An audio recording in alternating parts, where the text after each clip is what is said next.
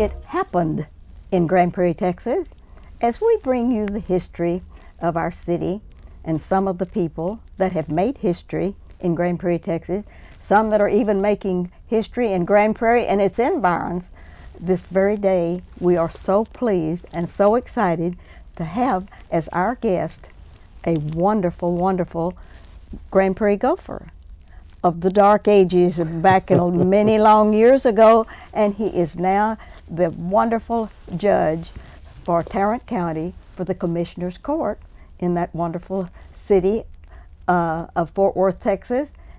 He doesn't live in Fort Worth, but we're going to tell all about that when you meet our wonderful person today, and that's B. Glenn Whitley, His Honor, the sitting judge for that wonderful Commissioner's Court. Welcome to the set. Thank you, Ruthie. We're so glad to have you with us. It's good to be here today. Oh, you are such an exciting gopher to have on this show. You make so many of them seem very pale in all of the things that you have done. And so, with your permission, shall we begin with the beginnings of Glenn Whitley? Sure. Okay.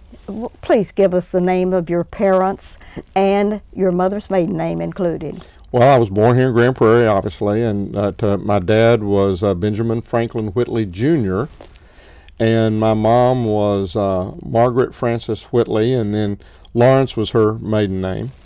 Yes. And then when I came along, they called my dad Benny. Yes. And so instead of naming me Benjamin Franklin Whitley III, they decided they'd go with Benny Glenn. Uh-huh. And so they named me Benny Glenn, and I keep the B there to kind of remind me of my dad whenever I'm doing things. He passed away in 1991. Yes. I have a brother and a sister who still live here in Grand Prairie. Yes. Sheila is married to Dennis Seeley, and Dennis was on the city council for a little bit. Mm-hmm. And she taught for many years in the Grand Prairie school system and retired this past year.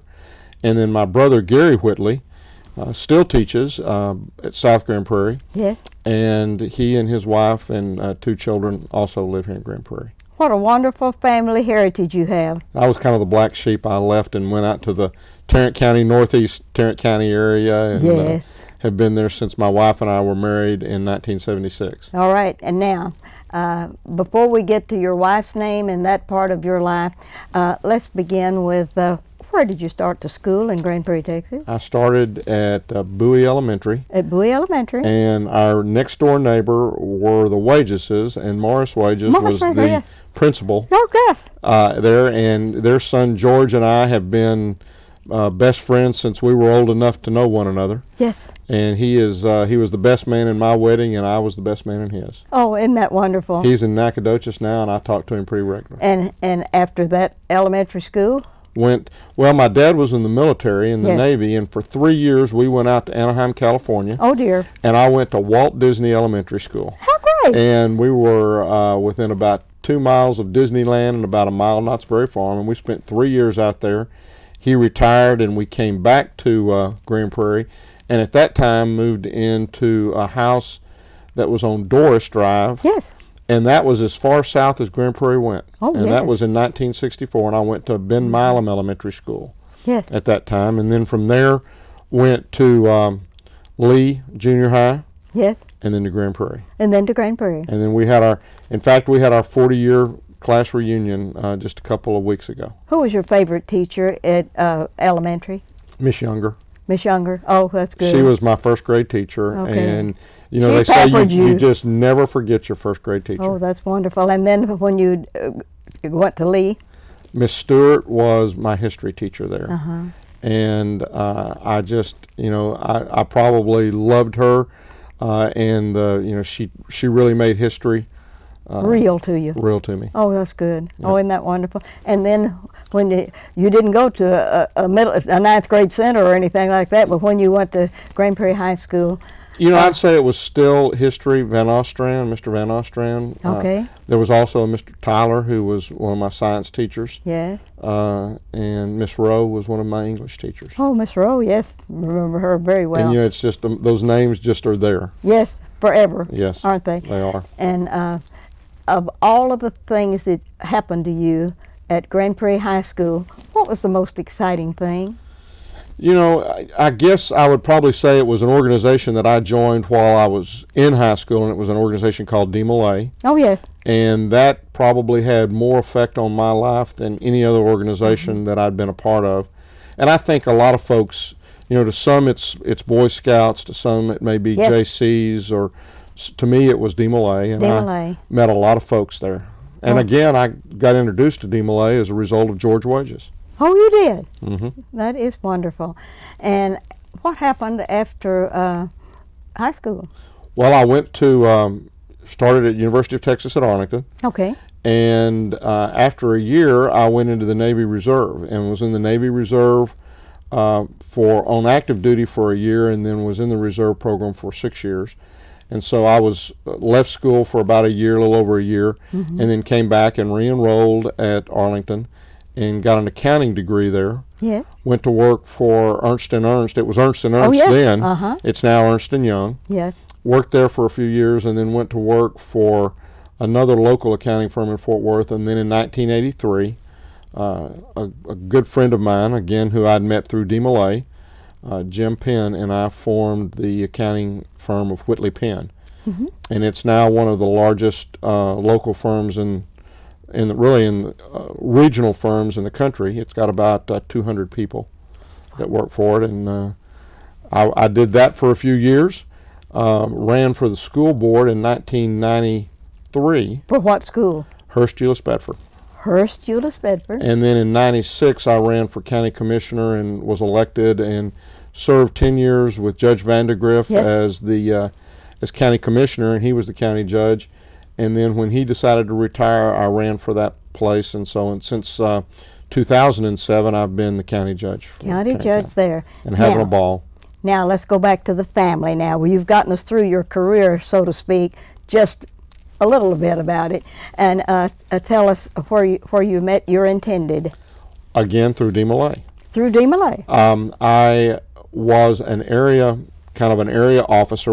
The state was divided up into regions, and I was one of the regional officers, and part of that region was Wichita Falls. And so I met Brenda up in Wichita Falls. She was a Rainbow Girl, and so I met her through that, and we were married in 1976 and have lived in the HEB area since that time. So we've been married a little over 35 years.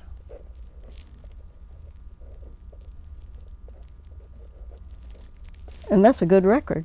It's a great record. Yes. It's been a great 35 years. Yes, and does she work out of the home, or is she a homemaker? Well, she when our children were in school, she was she stayed at home and helped to raise them. But then once they kind of got out of the nest and we became empty nesters, she had done a lot of volunteer work and a lot of fundraising for one of our local hospitals up there. It was Harris Methodist HEB, yes.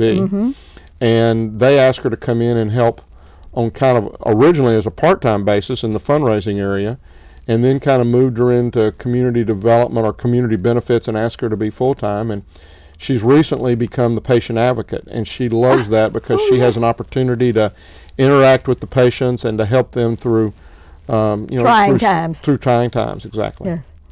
And during that prior to that, I guess we've had 3 children. We Name had 'em. 2 girls. Jessica was our first, then Kristen, and then Jonathan came along. Yes. And they all live here in the area. 2 of them are actually in accounting, Kristen and Jonathan. And Jessica works for kind of as an office manager for an oil and gas company over in the Frisco area. And then we also have 3 grandchildren. Okay, Now, you better name them. yes, Jessica married a young man who had a 10-year-old son named Jackson. Yes. And then about 2 years ago, a little over 2 years ago, Kristen had a daughter named Taylor. Good. And then 4 months later, Jessica had a daughter named Alyssa.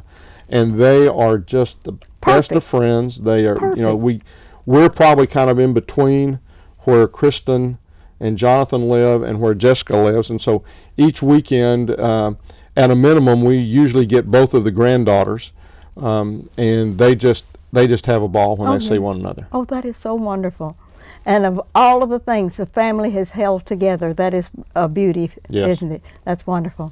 Now, you've been the president of COG, which is North Texas Council of Governments, but before that, when I read this resume and underlined all of the things that you've been into, of all of the things, which one do you think had the most power over your ability to be the leader of that group? I'd have to say this past year I was also the president of the National Association of Counties. Yes, I saw that. So it was the counties all over America. Yes. And it gave me an opportunity to not only see what was happening all over the country, but at the same time let folks know how things were going here in this area. Yes. And some of the things that we do, and some of the things I think we do very successfully. And so I would say that probably has meant as much to me as anything Yes. of all the organizations that I've been involved with. I really enjoy, my dad always taught me, you don't get involved to be a member, you get involved to be a leader. Mm-hmm. And you want to, whatever you put into it is in proportion to what you're going to get out of it. And that has always kind of stuck with me. And so usually anytime I get involved with something, Mm-hmm. I'll really get involved in it. Yes. And I enjoy that part of it. It's a lot of fun. That's a national office, and that is very exciting. I know that Roy Orr over in Dallas County has been one of our good friends, and he really did cherish having that opportunity to be that for Dallas County. Well, I will tell you, Roy, it was a funny story. I'd known Roy for a long time, and we were at a state convention in Corpus Christi one day, and I had, that mom happened to be down visiting Dad's twin brother and his wife at that time, and so I had gone over to visit them that night, and we got to talking, and I mentioned that, Roy was at this, and they said, tell Roy we said hello. And I had really not put it together that they knew Roy. And so the next morning I got back to the meetings and I said, my mom said to say hello. And he said, well, who's your mom? And I said, well, it's Margaret. My dad was Benny Whitley. And he says, I can't believe this. He said, they were my constituents and they were big supporters of mine for so many years. Yes. And he was the county commissioner for our area. Yes. And Roy tells that story to this day anytime he sees somebody. But Roy is the one that initially kind of put into my mind that I ought to think about running for the president of NACO. Oh, well, good. And so, it was a big deal. It's like a national election. You go to a conference and you're elected by delegates from all over the country. Yes. And then it's you're in line for 3 years, 2 years, then you become president, and then now I'm the immediate past president. So Yes. I'm kind of winding down my tour of duty with them, but it's been a lot of fun. Just think of the influence that you've had for yourself. Well, I look at what Tarrant County, we've been under construction, really. Yeah. And you look, we got the largest of the stimulus money that came in for transportation. That project just north of the airport was Yes. the largest project in the country Oh, that came to Tarrant County, yes.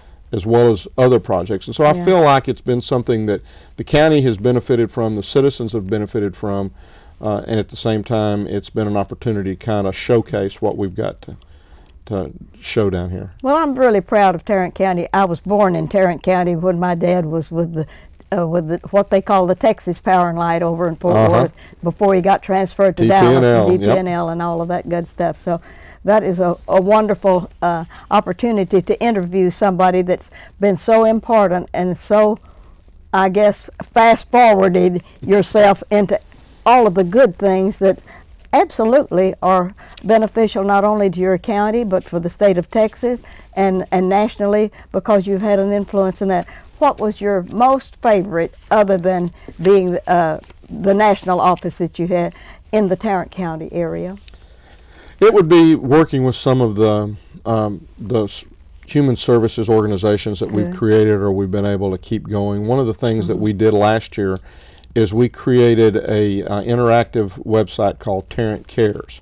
Oh. And it gives folks an opportunity to go in and to, if they're a caregiver or if they're just looking for information about a problem they may have, it allows them to go in and to look at a resource that has over 700,000 pages of information on things from domestic violence, veterans. Yeah. I mean, our veterans have done so much Yes. for us, and we owe them so much. Yes, we do. And one of the things that we did last year, that was one of the focuses last year in my presidency.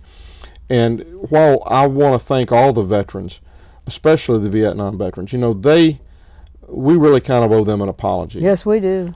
We asked them to do their duty. They did that. They answered the call. They did what their country asked.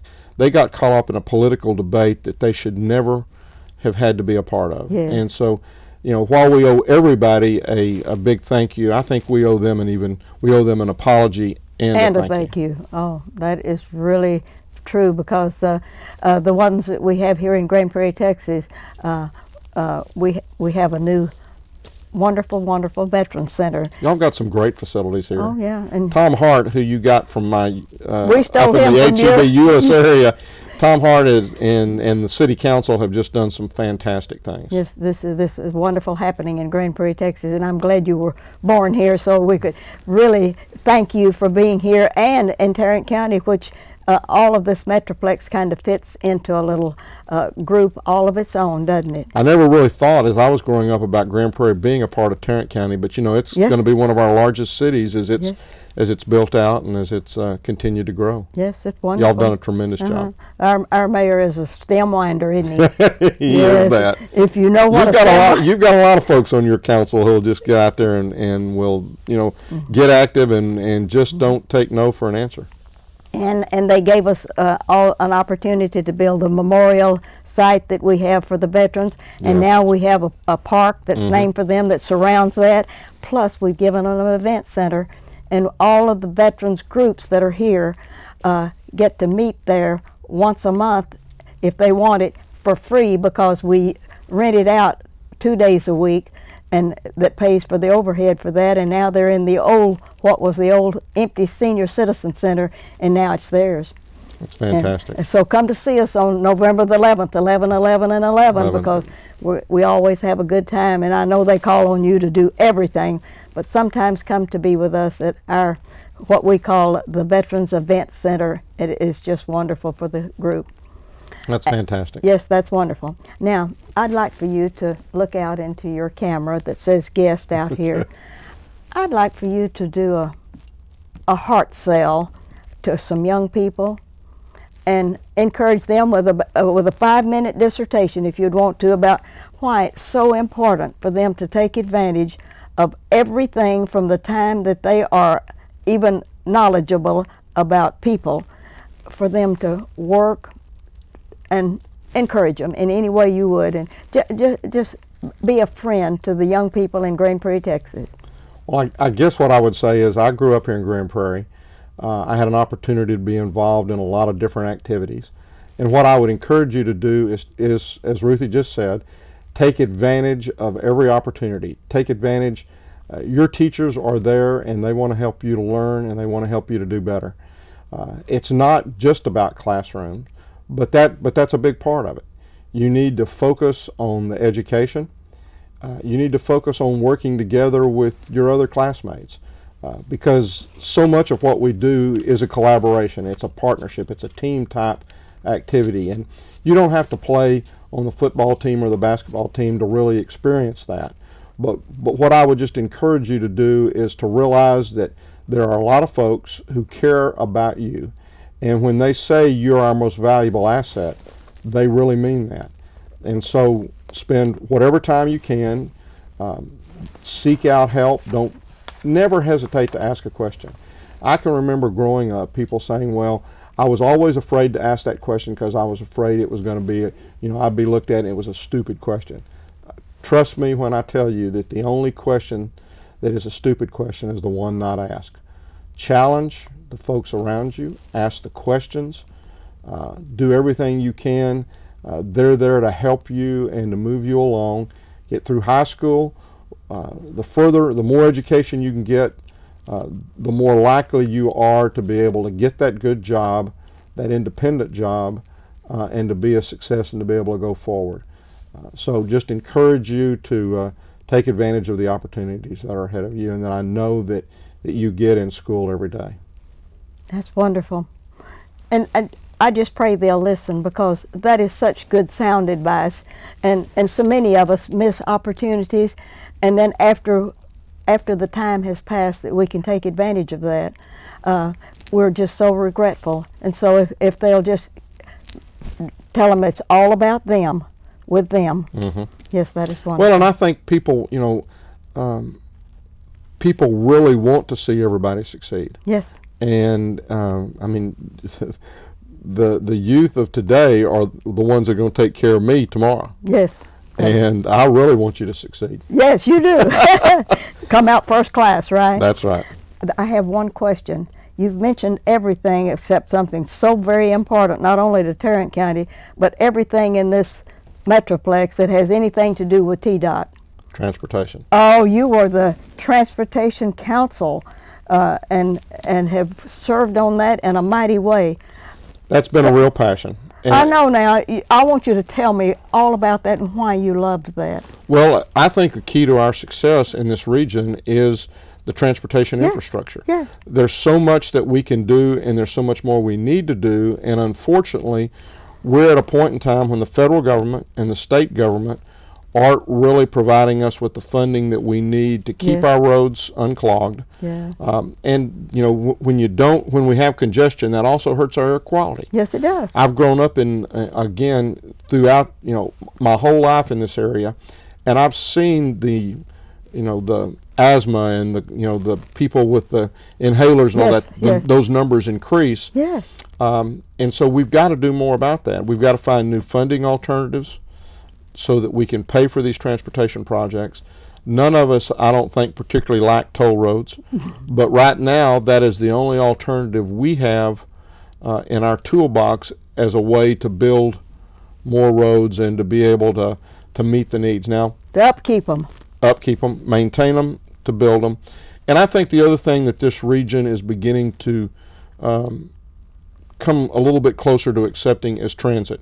Yes. And while you and I may never be able to take a train to and from work because of our schedules and because we get out and do things like this and we have meetings that we go to all day long, there are thousands and tens of thousands of people who work in downtown Dallas or downtown Fort Worth or that they work an 8-to-5 job. Yes. And so if you had a train that could take them to work and bring them back, yes, then as gas prices go up, as parking goes up, it'll be a way that, one, they can save money, it'll help the economy, it'll help the air quality, and it'll just be a better way of moving a whole bunch of folks. Yes, that is absolutely true.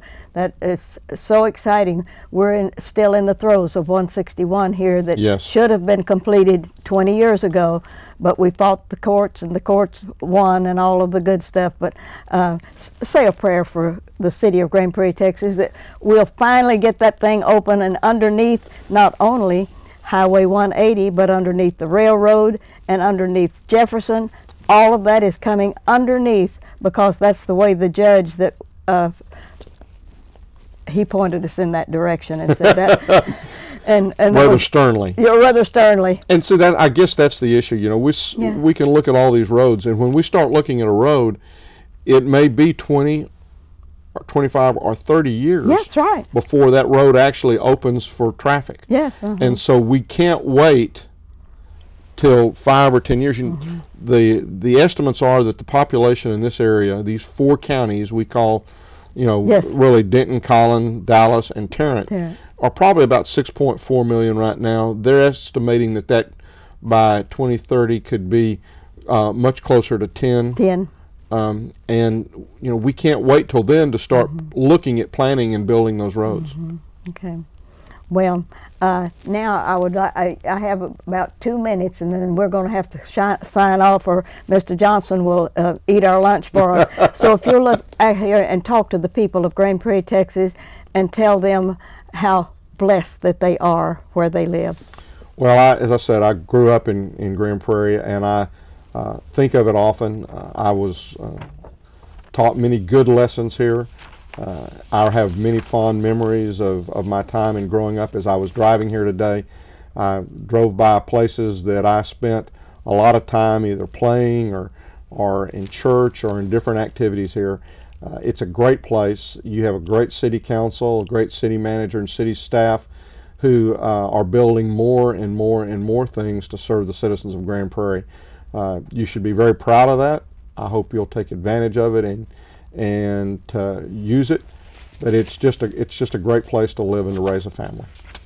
Thank you for having me out here today. It's just been wonderful. It's been such a pleasure. It's been great. Yes, and I probably should have done this a little while ago when you were first getting started in this, but you're as enthusiastic now as if you had just begun this and have done so many things in so many different fields that mean so much to many people, not only in this Metroplex and not only your Tarrant County.